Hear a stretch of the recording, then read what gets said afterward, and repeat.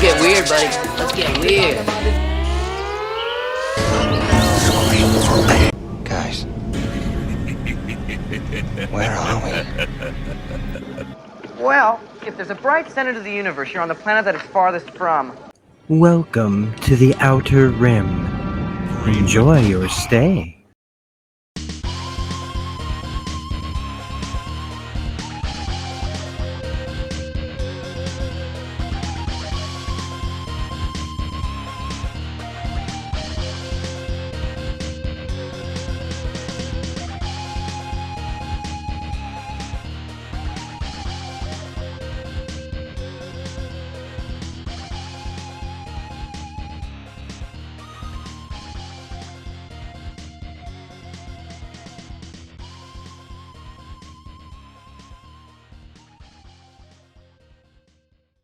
Previously on X-Men.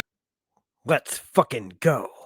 All right. Hey, everybody. Welcome back to the channel. This is Rob here at Smirking Gun, and we're back talking comics once again. And again, once again, more specifically, we're talking Wolverine comics. And even more specifically, once again, we are finishing a series that we started doing in 2024. We have made it to Chris Claremont's fourth issue and final issue of Wolverine Deep Cut, another one of the series that came out in the year of the bulb last year. And I have had a lot of fun reading and talking about this book. Now, as we got a little further along now with issue number 3, seeing where the actual series was going, and it wasn't as big of a journey as I was hoping it would be to be against Sinister, I do still like what it's doing here. There's a lot going on with the Marauders. There's a lot going on with Wolverine. Discussing like how he goes about things. I like that there's the training and that he goes through to fight these guys, the thought process he has to go through to fight these guys, kind of talking about how he's had to adapt into different situations. He's not just fighting, like he's got to lay low. This is the time when the X-Men were in Australia. The world thinks they're dead. They can't be seen on cameras. They're trying to lay low. Wolverine doesn't want to pop his claws because as soon as he does, everybody's going to know that he's still alive. And on his birthday, he goes thinking, because the world thinks he's dead, that Sabretooth on his birthday would go after Muriko in Japan. And he was right. But what he wasn't right about was that it was that it wasn't actually Sabretooth. Once he takes him out, he realizes this isn't him. This is a clone, which leads us to Sinister, which leads him to fight the Marauders, which leads him to find the tanks filled with all the clones that Sinister's been making with their bodies in tanks next to them. Is it the real Marauders? I don't know. But he tells them it's a kill or be killed situation. And he tries to tell them, this is what your boss thinks of you. He takes a lot of them out. And now he's got to face down the real Marauders. Or question mark, is it the real Marauders? We have nary to see actually Sinister in this book. He's been on the cover of the 3rd issue. He never showed up. He's on the cover of the 4th issue here. I hope he shows up, but I'm not any longer thinking that this is going to be as big a deal of a book. It's more of just another fun filling in the gap storylines that we've been getting a lot of from Marvel, and I'm here for it. Okay, I'm always here for taking a walk down memory lane. This was my era of comics when I was growing up. I still read comics now, but there's still that part of me that just is back in that time period or back in that flow of the books. They can reboot them all they want, but for me, the timeline, starts like when I was reading, just like somebody else's timeline starts like if they started reading the 60s, with the original team. But anyway, I'm not here to diss this. I have no idea if this book is gonna land at all because I haven't read it yet. This is another one where I'm gonna give you guys my real live reaction to reading the book and then talk about it after. This is definitely a little less fun than Madripoor Nights, but Uncanny X-Men 268 is a much more fun story than the Mutant Massacre, that I think a lot of the feelings in this book are coming from, because in the Mutant Massacre, the Sinister's Marauders almost killed a bunch of the X-Men, and they definitely killed a whole lot of other mutants in that. So, but he had a team behind him. So I kind of do like the idea of him going up against all of them on his own. But how's it going to turn out? Because we know, everything's, he gets away. He goes back to, doing whatever he's doing. So how does Chris Claremont close the loop on this story, or does he? So without further ado, let's finish reading Wolverine Deep Cut, and I'll let you guys know as we're reading and at the end what I think of this book. So let's start reading Wolverine Deep Cut number 4. All right, so we do see Sabretooth is in the grips of Mr. Sinister here in this. So will that be the end of this kind of story? Will this be Sinister showing up and putting his Marauders in line, or what? So without any further ado, let's get going. Wolverine Deep Cut number 4. Down the baddies. Name's Logan. Most know me as the Wolverine. I've come to the state home for foundlings here near Omaha, Nebraska to kill bad guys. That's not what X-Men do. X-Men are heroes. They play by rules, most fundamental of which X-Men don't kill. The Wolverine's no hero. Most folks, most of the time, they call him a monster. If there's a need, the Wolverine kills. Been doing that my whole life. That's why I'm here. Fella holding me is Sabretooth. We're a lot alike, except he has no interest in being a hero. I took some hard hits fighting the dead folks on the floor. They're clones of bad guys called the Marauders. Now I'm up against the real deal, so I'm letting him hold me fast while I can heal best I can. He likely knows what I'm doing. For him, that makes this lots more fun. Don't know if either of us can actually kill the other. Right now, I don't care. I have more important prey. Starting with these idiots. The Marauders are killers, in a sense, just like Sabretooth. For them, slaughter isn't just a job, it's fun. Their favorite targets are mutants. I'm here to show them what it's like to be on the receiving end. They don't look happy about that. Tough. Really? Do you all really want to start this fight all over again? Sabretooth sounds like he's having the time of his life. Now, I got to remind myself, like a lot of these people, I don't think these are mutants. These are all just powered people, I do believe. Sometimes when the other fella wants to talk. I guess I do. It's better to just listen. But first I suggest you take a really good look around all these bodies. Oh, sure, you can tell yourselves, they don't count. They're just fakes. But they're fakes of you. And this runt took them down all by his lonesome. He does it again. He does it to you. You're done for good. No more resurrections. Not now. Not ever. Something to think about, maybe? This Canadian doesn't need anyone's help to come back from the grave. Slash up the runt all you want. Best you'll likely do is piss him off. Slash. Can any of you say the same? At least without Sinister's help? What about you? What about me? Sure, the runt's here to kill me. So what? That's our business. But your clone's near killed people he cares for. That he doesn't forget and never forgives. So he's here to kill you all, clones, originals, and the slug who set it all in motion. But hey, you chumps think you're good? Here's your chance to prove it. Been waiting since Sabes grabbed me for him to make his next move, which makes this more of a surprise to the Marauders than it does for me. Whatever I do, it has to be focused and fast. Sure, I'm healing right now. I don't have the strength to spare. Whoop.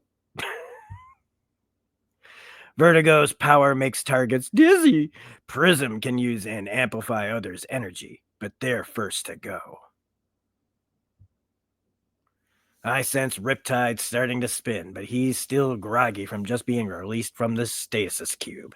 It'll take him a few seconds to build up to combat speed. More than enough time for me to act. First by nailing one of the Marauders' muscle heads, Blockbuster.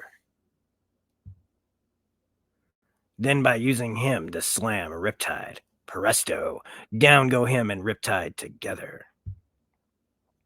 Which also, in the process, nails Arclight and Scrambler.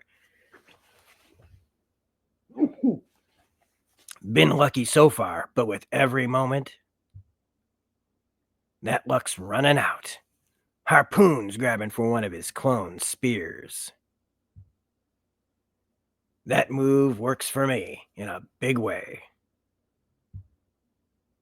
When the harpoons are charged, they become explosive. By their very nature, Greycrow's weaponry, guns and ammo are likewise. Throw them together, the boom that results is impressive. Bad news, the blast, impressive as it looks, doesn't kill any of them. Worse news for them is that it doesn't kill me either. Given normal rules, that's usually not a problem for the worst of villains, because no matter what, superheroes don't kill. Sick. Only today, I'm not here to play by superhero rules. Riptide gets the message. They stay, they die. Better this time to run. Maybe try again some other day, when I'm more X-Man than the Wolverine. Now that, punk boy, is a fight worth watching. Always knew you were that good, short stuff. Never figured the Marauders were that smart. Something doesn't feel right, but for now I keep that thought to myself. You looking for someone? Yep. You coming after me now? Any reason why I shouldn't? I was thinking I'd maybe offer up a better idea, at least for the moment. You want Sinister as much as I do, so this once I figure maybe we fight together. Choom! Nice idea. Little too late to do us any good. Looks like he means business too. Cretins! Did you really think ending me would be so easy? I ask you, who are the fools now? For all your bombast, you are but ordinary mutants. I am Sinister. Once I have taught you your proper lesson of who here is the true master, the both of you will become the foundation of my next generation of toys.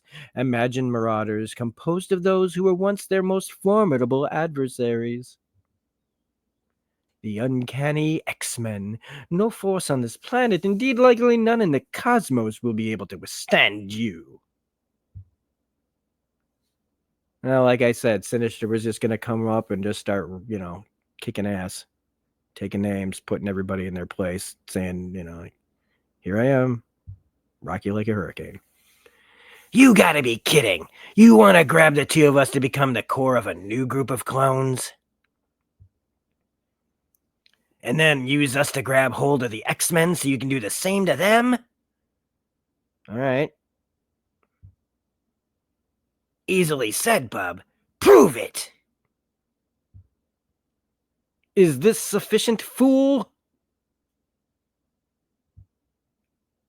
Sit. Careless. Sinister's so caught up fighting Sabretooth, he forgot about me.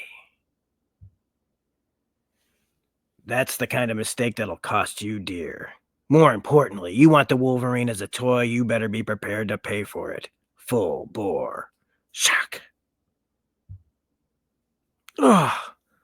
first cut worked so well, instinct makes me go for another. Should have quit while I was ahead. You will pay for that, little man, in ways you have never dreamed of. For all your efforts, nothing will change. When all is done, both of you will be my playthings.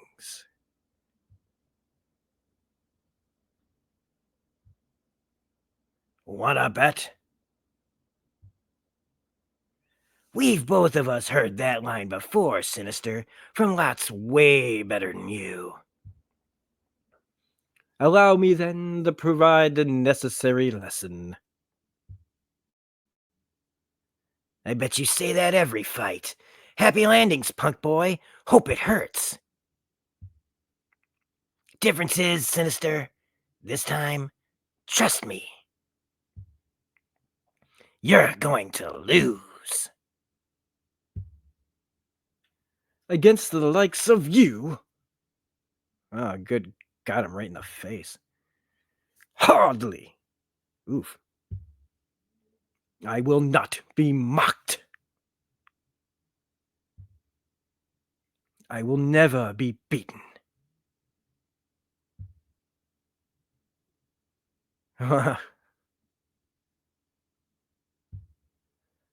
Thing is, Sabretooth isn't the one here Sinister needs to worry about. Sure, Creed talks a good fight. Always has, likely always will. Occasionally even matches words with deeds, but I'm the Wolverine, the best there is at what I do. As the saying goes, what I do best isn't very nice. And at times like this, that's a real pleasure. So, oof. I do believe that looks like he stuck his blades right into his head. Fight's over. I win. Yay for me. Not a trace of Sabretooth's scent. No surprise. Totally his style. Leaves the heavy lifting to me. Promises to settle our scores another day. Then I get a decent whiff of the corpse sprawled at my feet, and all my worst suspicions about this caper get confirmed. Caper. Again, this Sinister is just another clone. I hate being played for a sucker. Times like this, I hate even more being a hero. So much I want to do right now, starting with some serious hunting. But Sinister knows I'll have to respond to an even more pressing demand, because that's what heroes do. Man with a plan, that's for sure. Bases himself in an orphanage that specializes in the lost and forgotten, and then he makes clones of everyone. Staff and residents alike, didn't matter, those residents are all kids. Every youngster gets sent here gets copied. Then, as needed, he cuts them loose. Not a bad plan, considering Scott's nightmares about this place. Sinister likely has toys, clones of all these folks scattered across the world. More than we could ever find, doing who knows what with nobody but him the wiser. Not my problem. I've done all I can. Right here, right now. With one exception. Boom, boom, boom. Truth is, what I do best isn't confined to just hitting people. Locals want a home for lost souls that can start fresh. Likely do them all a whole lot of good. Me, I'm leaving a message. Pay attention to what I'm telling you, Sinister. I know you're hearing what I'm saying. I found enough of your scanners still active to give you a decent view of what I'm doing here. When it comes to you and me, Bub, all bets are off. I figure this'll give you a decent sense of what's in store the next time we meet. Hope you like it. Anyone has a problem with that, they have a problem with me. Because hero or not, when it comes to slugs like you, I'm righteously old-fashioned. There are some folks who deserve no mercy. You, Sinister, are at the top of my list. I don't care how long it takes, I will find you, and you will pay for what you done. I mean, it's a cool shot. It's cool sentiments. It is the sentiment of the hero and the villain to always be, I'll get you next time. I'll hurt you. I'll do this. The cycle, the cycle, the cycle.